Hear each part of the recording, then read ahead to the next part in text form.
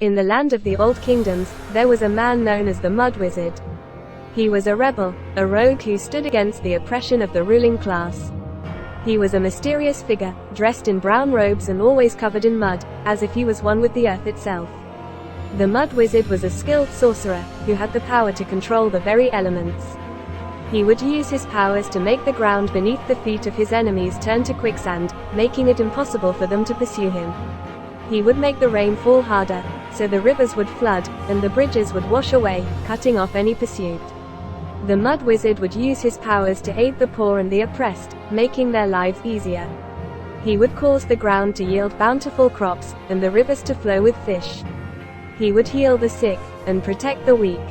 The ruling class saw the Mud Wizard as a threat, and sent their armies to capture him. But the Mud Wizard was too powerful for them, and he always managed to elude them. He became a symbol of hope for the people, a beacon of rebellion against the cruel and unjust rulers. As the years passed, the Mud Wizard's legend spread far and wide.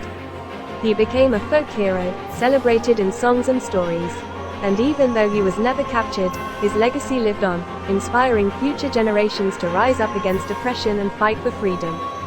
The Mud Wizard's power was not in his magic alone, but in the spirit of rebellion and resistance that he embodied.